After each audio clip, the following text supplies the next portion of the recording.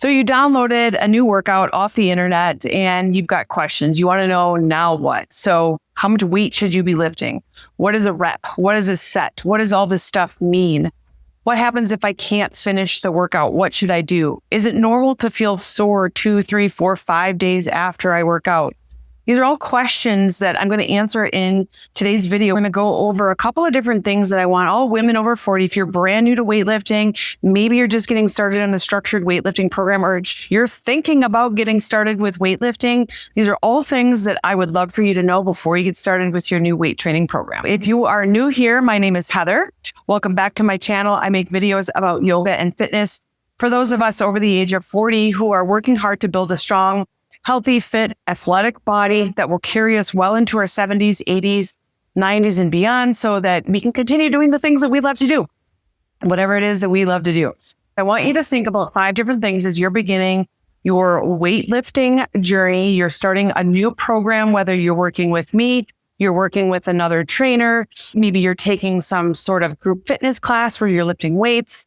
I want you to think about these 5 things. The first thing is to understand what are sets and reps. So if you get a program from your trainer, you get a program from me, you get a program off the internet, wherever it is that you might be, your program is probably going to be split up into different body parts, different sections of your body. And then you will have different movements, different weightlifting movements that you will do for that body. And that will be broken up into the number of sets that you will do and the number of reps that you will do. So for example, you might have on your weightlifting program, maybe some dumbbell bicep curls. You have a dumbbell bicep curl and it might say something like do 3 sets of 12 reps. So what that means is you're going to do that movement, that exercise for 12 times. You'll take a little bit of a break depending on how your program is written. You might go on and do some other movement. You're going to come back to it, do 12 more, okay? And then again, depending on how your program might be written, you might go off and do another movement or just take a 30-second break in between and then do it one more time. So you're doing 3 sets, 3 times of 12 reps. So you're doing the reps, pause, go off and do something else, or maybe it's take a 30-second break, a 60-second break, come back and do it 3 times. So if you see something like dumbbell curls, 3 sets, 12 reps. That's it. That is. Do it 12 times, take a break, 12 times, take another break, 12 times, take another break. Like I said, some programs are written that you might do dumbbell curls, 3 sets of 12. You might do a set of 12, and then you might go into some other type of movement, maybe like a tricep kickback, something like that. Just understand how to read that, what are sets and reps. The next thing I want you to consider is choosing the right weight. One thing I am frequently asked is, how much weight should I be lifting, Heather? And how much weight do you lift, Heather? Okay. Now, it's going to be different for everybody. So when you are looking at your program, wherever you got it, you're looking at your program and it says to do dumbbell curl, bicep curls, 3 sets, 12 reps. Well, how much weight should I do? What do I do here? So what you'll do, first time doing it, you're probably going to go a little bit lighter than you might even think, okay? There's a lot of stuff all over the internet right now about like, we need to lift super heavy, and there's a time and a place for that. But I also say too, there's a time and place for pretty pink dumbbells in your workout routine. There's plenty of times I've used 3-pound dumbbells in your workout routine, all right? So I've got some here. These come down to 5 pounds, but you might start with just some movement. Depending on where you are, if it's been a minute since you've done this might be enough. So when you do 3 sets of 12 and you are done with it and you're like, you know what, I feel like I could have probably done a little bit more. You're going to write that down in your journal. I always advocate for having a notebook, a journal. Some people like to use an app or Google Sheets or whatever it is. I personally just like a notebook. I'm old school that way. And keep track of it in there and say, okay, well, last time I did dumbbell bicep curls, I did 3 sets of 12 and I did 5 pounds. I did 10 pounds. I felt like I could bump it up. So the next time you come to that movement, you bump it up. So you want to get to a point where it's like you're at that last, if you're doing 12 reps of that, you're at 9, 10, you're like really, we're trying to get up there. Okay. Now, If you do get to a point and you can't quite get to 12, say you're at 6 and you're like, I'm done. Muscle is done, right? What you're going to do, rather than sacrifice your form and you start using momentum to do the movement, what you're going to do is just drop down to a lower weight so that you can continue all the way up to 12. You're getting to 6, you're doing the bicep curl, you get to 6, and you're like, oh, I don't know that I'm going to get any further than this. You're not just going to like set the weight down and be like, I'm done, peace out. What you're going to do is drop it down in weight or even to no weight at all and keep doing the movement, all right? So if you're doing it at 10 pounds, you can't get to the full 12 reps. Then what you'll do is you'll drop down to 8 pounds and continue moving. You still can't get up to the 12 reps, drop it down even more, all the way down to no weight. If you need to, you're going to finish the movements, okay? That's why I like this style of dumbbells for at-home use.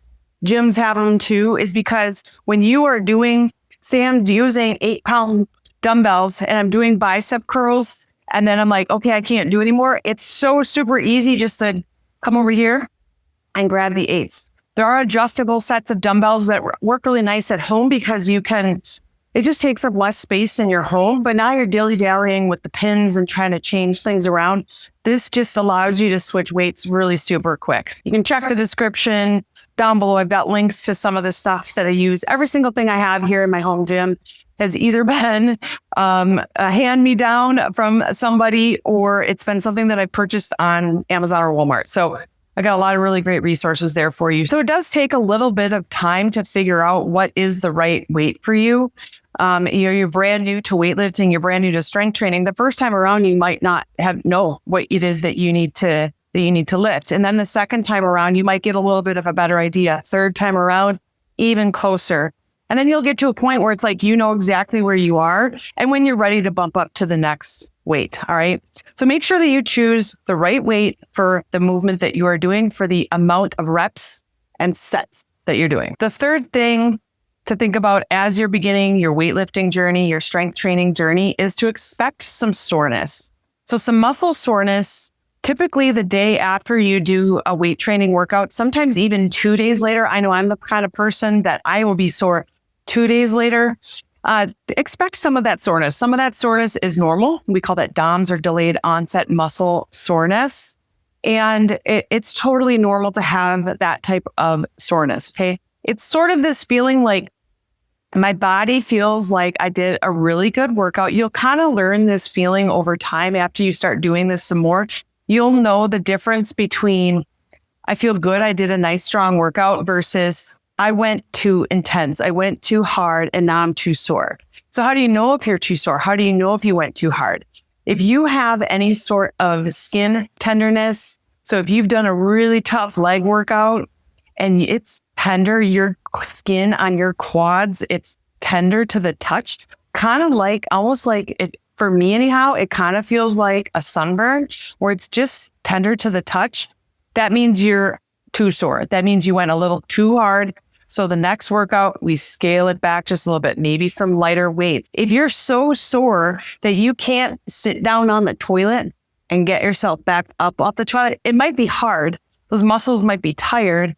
But if you're so sore that you can't even allow yourself to sit down in a chair or sit down onto the toilet without plopping down, you're too sore. All right. So that means just the next time around this list, these are things that you track in your journal, in your workout journal, and say, okay, did too much. Next time around, we're going to back it off a little bit.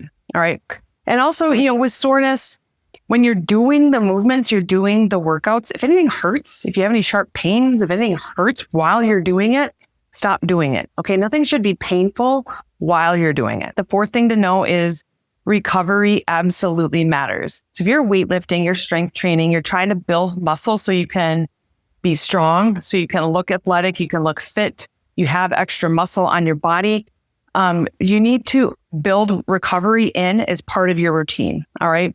So when you are weight training, you're essentially ripping the little muscle fibers in your body. You're creating these little muscle tears. Okay. And during recovery is when your body repairs those muscle tissues to help grow new muscles. So that's how you actually build muscle. So if you want to look fit, you want to look athletic, you want to look like you have muscle, or if you're just trying to build muscle because you want it for other things, that's a very important thing to remember. So you're going to do your weight training workout, and then you're going to have a recovery period in there. You're going to build recovery in. So this is why we don't do bicep curls 5 days a week, okay? If you're not allowing your body to recover in between and allow your body to do the things that it needs to do to build that new muscle tissue, it's never going to happen. You're never recovering. The recovery is where all of that happens.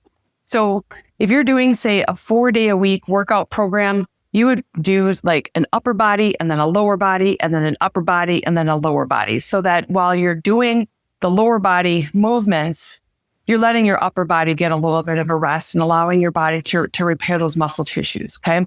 So build recovery into your program. Taking a rest day is part of the plan. Oftentimes when people are getting started with a new fitness and wellness routine, it's real easy to have that initial just, I'm super motivated, I'm super excited, I want to go, and go super hard.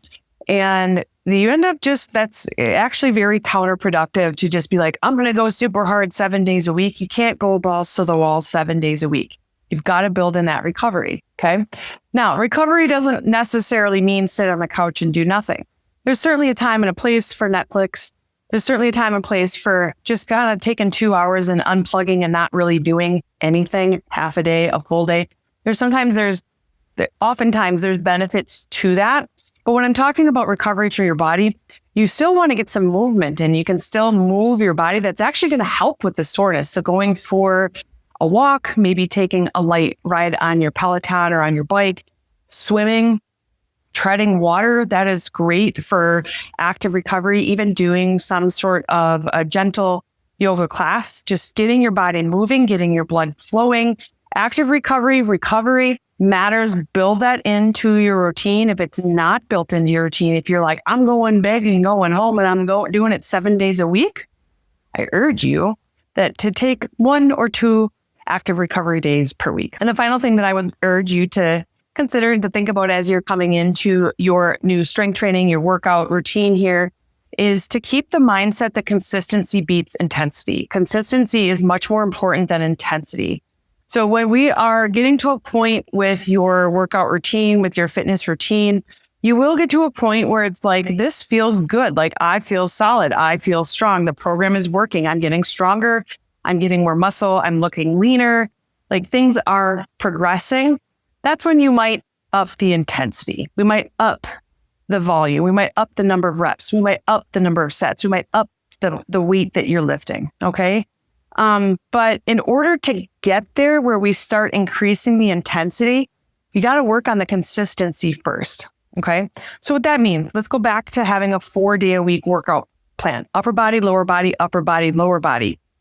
Let's just say, for ease of purpose, for ease of conversation, you're going to work out upper body on Monday, lower body on Tuesday, upper body on Thursday, lower body on Friday.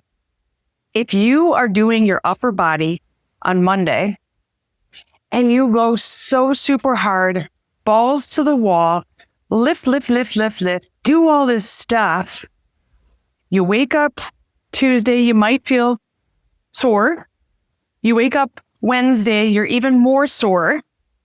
Okay. And then you wake up Thursday, it's time to do upper body day again.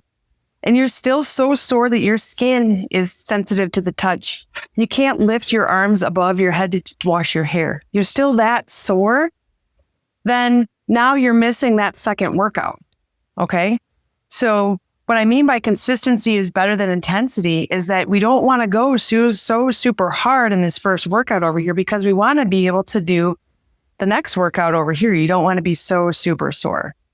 It's kind of like you don't want to do one workout on Monday and go super intense, and then we're not going to work out again for 3 more weeks. Okay. It's better to do a 10 or 20 minute workout session every single day for 4 or 5 days a week than it is to do, like, let's just take this as an example. If you're going to do 10 minutes a day, 5 days a week, that's 50 minutes over a week. That's better than doing one 50-minute workout a month. Okay. So when we say consistency is more important or better than intensity, that's what you mean is you need to work out in a way that allows you to continue doing these things every single day. You're not so super hard, so super intense that either A, you're so freaking sore you can't keep doing it. B, you get injured. Or C, you're like, I can't do this. You get to a point where it's like, I just can't do this. That's no good. This is fun. This is a fun thing to do, okay? And so by being consistent over being super intense, it's going to allow you to have a little bit of fun with this as well. Those are my 5 things that I want you to consider as you're starting a new weightlifting routine, a new strength training routine. If you are interested, I do have a free 7-day Get Fit AF Kickstart. You can get that in the description here. You can go to heathermonthly.com/free. It's a 7-day Kickstart. You're not working out 7 days a week. You're going to take a look at 7 different things that I teach as part of a healthy lifestyle. You look at 1 each day of the week. So go to heathermonthly.com/free. I've got a link in the description for you as well. I'll see you in the next video.